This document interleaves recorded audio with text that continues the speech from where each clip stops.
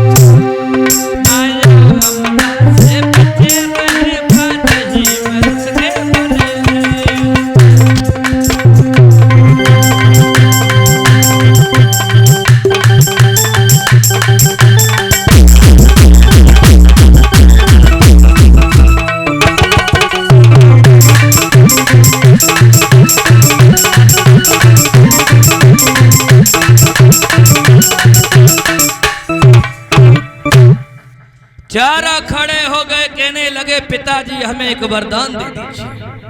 ब्रह्मा जी ने कहा कि बेटा मांग लीजिए।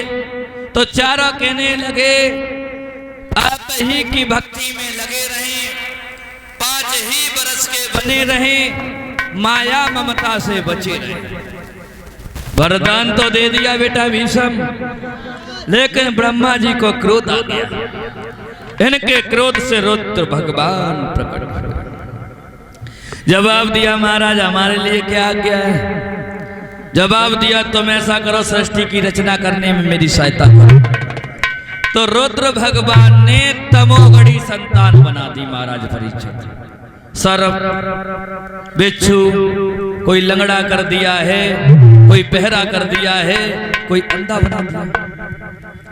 ब्रह्मा जी कहने लगे तुम्हारा ये काम नहीं है, आप तपस्या करो, जब तुम्हारा काम आएगा समय आएगा तुम्हें बता दिया जाएगा। बाद में इन्होंने एक लड़की बनाई।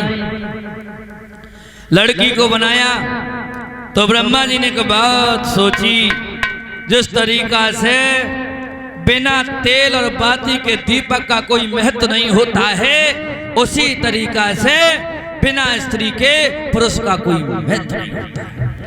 क्योंकि स्त्री और पुरुष के मैथुन के द्वारा सृष्टि की संरचना होती है।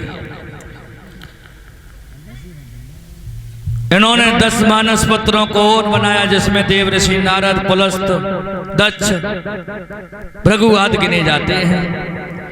देव ऋषि नारद कहने लगे पिताजी जब तुम ही ऐसी बातें सोचोगे तो कलयुग में पिता और पुत्री का रिश्ता ही खत्म हो जाएगा। और ये बात सच है महाराज परीक्षित।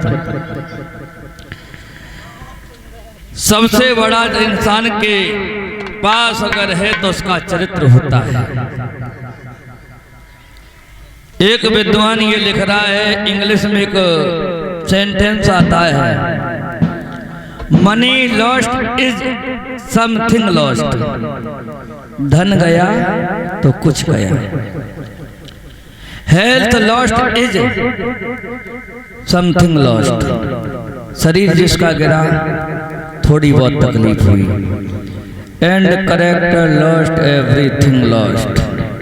जिसका चरित्र चला गया उसका सब कुछ चला गया। एक विद्वान लिख रहा है, हमारे परम आदरणीय बड़े भ्राता श्री गुरुदेव ब्रजेश कुमार शास्त्री जी बताया करते थे,